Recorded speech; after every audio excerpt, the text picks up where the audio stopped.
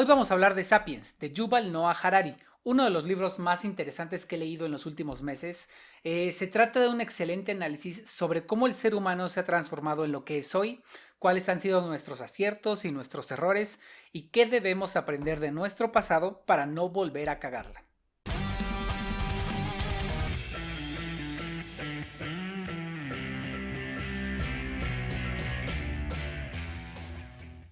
Yuval Noah Harari es doctor en historia por la Universidad de Oxford, es profesor también de la Universidad Hebrea de Jerusalén y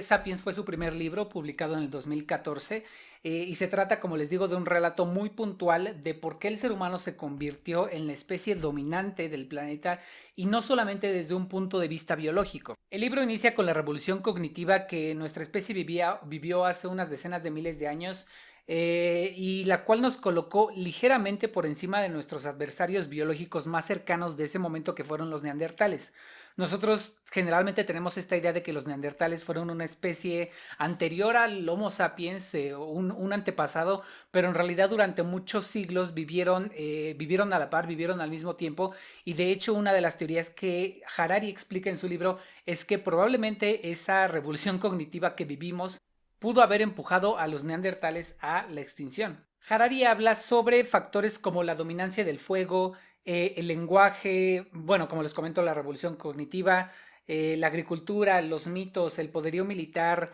la propiedad privada, la cultura, la ciencia y la tecnología, como estos factores que le otorgaron al ser humano un poder inigualable sobre sí mismo como especie y sobre todo aquello que lo rodeaba. Esa capacidad del ser humano de adelantarse a la lenta evolución del resto de las especies y del resto del planeta, que se tarda mucho en adaptarse a cambios tan poderosos,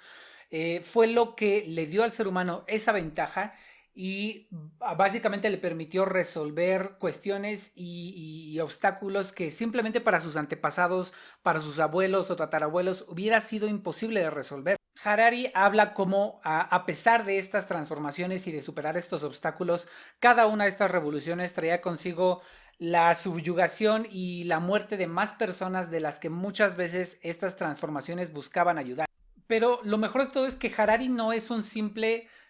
contador de artículos de Wikipedia. Él no va a copy-pastea momentos históricos y te los cuenta en este relato, sino que más bien lo que busca es redondear y analizar todos estos momentos históricos en revoluciones, en cambios trascendentales para nuestra especie, y así entender de dónde vienen pues muchos de los males que el ser humano ha provocado, qué lecciones no hemos aprendido a partir de esos momentos históricos. Creo que lo mejor que hace Harari es viajar de un momento histórico a otro, de un punto del planeta a otro, desde Europa hacia Asia, a una cultura que se extinguió hace miles de años, a otra que apenas vivió hace 200, y al tomar esos momentos tan distintos entre sí, diferenciados por épocas y siglos completamente diferentes y por miles de kilómetros, empieza entonces Harari a demostrar cuáles han sido esos instantes que dan cuenta a estos grandes cambios que ha vivido el ser humano. Para entender un poco mejor lo que dice Harari acerca de estas revoluciones, voy a tomar uno de los momentos históricos más interesantes que aparecen en el libro. Durante el siglo XV y XVI, Europa y Asia básicamente tenían la misma capacidad militar y naval para haber ido y conquistado América. Una vez que, bueno, fue descubierto o relativamente, o bueno, descubierto por Cristóbal Colón, eh, pero ¿qué fue lo que hizo y empujó a que no fuera China ni Japón, que en ese momento tenía la misma riqueza y capacidad que un país europeo como España o como Inglaterra, para ir a América y conquistar esos territorios? De cierta forma fue completamente arbitrario, y en lugar de habernos convertido en América, en esta sociedad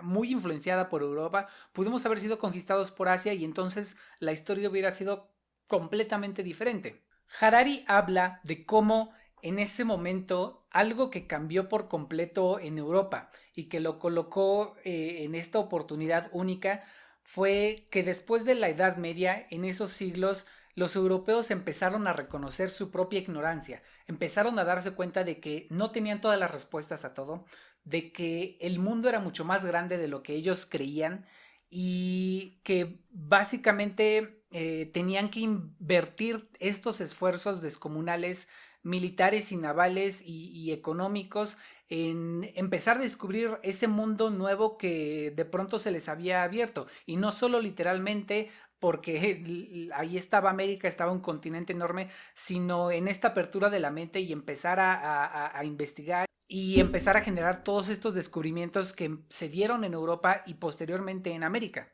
Para Harari, esa fue una de las revoluciones más importantes que vivió el ser humano en esos siglos. No fue la caída del Imperio Romano de Oriente necesariamente, no fue solo la invención de la imprenta o el descubrimiento de América, sino ese reconocimiento de Europa que no vivieron en otras regiones del mundo, de darse cuenta de su ignorancia y de que el mundo estaba en ese momento listo para ser descubierto. Y Harari además después continúa demostrándote cómo este poder volvía a moverse, a pesar de que España en esos siglos fue uno de los mayores conquistadores y rápidamente se convirtió en un país súper poderoso. De pronto, con el surgimiento de la propiedad privada y de la necesidad de defender los derechos de esa propiedad privada, España empezó a quedarse atrás, dado que seguía siendo una de las pocas monarquías absolutas durante los siglos siguientes, y esa monarquía solamente estaba interesada en defender sus propios intereses en lugar de defender la ley y la propiedad privada de sus habitantes. Esto provocó que durante unas pocas décadas los capitales de España empezaran a huir hacia otras partes de Europa donde tenían una mente mucho más avanzada y más revolucionaria, donde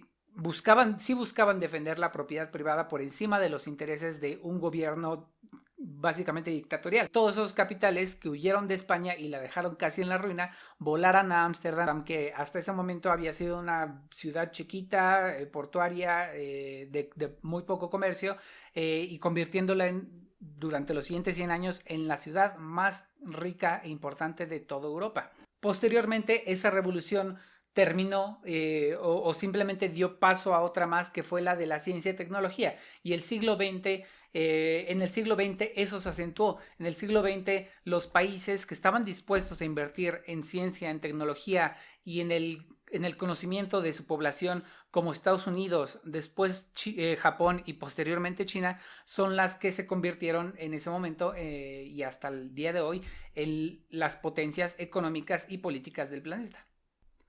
El poder se mueve dependiendo de qué país y qué sociedad logra manejar mejor uno de estos factores que revolucionan al mundo en esos momentos de nuestra historia.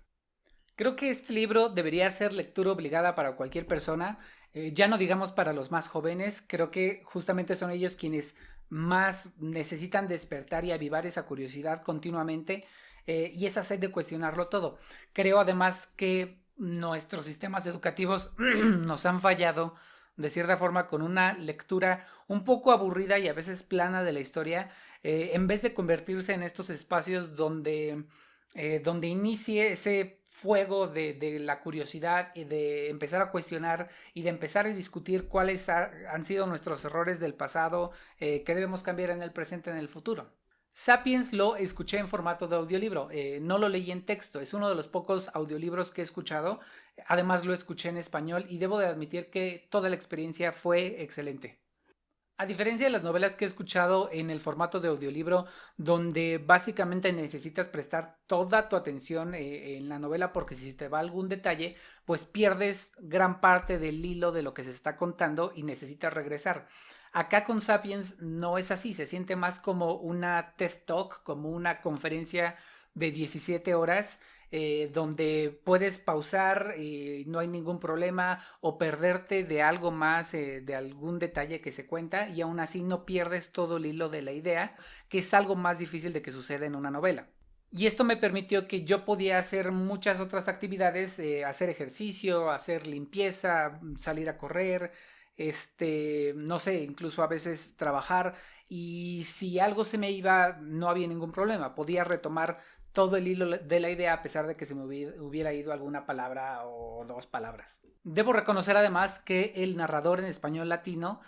Carlos Manuel Vesga, me pareció que hizo un excelente trabajo, sabe usar muy bien sus modulaciones de voz, es muy claro en todo momento y además le da un muy buen énfasis a las ideas cuando es necesario por la narración darle cierto énfasis a lo que se está contando. Quizás Sapiens en texto pueda ser un libro pesado de leer, sobre todo para quienes están más acostumbrados a la novela, y me parece que además es un libro grande de unas 400 o 500 páginas, pero si tienen la curiosidad de probar el formato de audiolibros, sí creo que esta es una muy buena opción para intentarlo, para probar. Y si deciden leer de todas formas en físico o en digital este libro, pues me parece más perfecto aún. Creo que el leer sigue despertando la imaginación de una forma muy única y especial, un poco más incluso que un audiolibro. Espero leer Homo Deus y 21 lecciones para el siglo XXI. Son los siguientes dos libros que escribió Harari y donde observa un poco más al ser humano en el presente y qué le depara hacia el futuro, y obviamente hablar de ellos en este canal. Si algo demuestra Sapiens es la necesidad y la maestría de Harari para observarnos como individuos y como especie, y para analizarnos con ojo crítico. Estoy ansioso por saber qué piensa de nosotros en el presente y cuáles cree que son los retos más importantes que nos esperan en este siglo XXI, que sin duda nos va a definir. Yo soy Antonio Quiroz, hasta la próxima.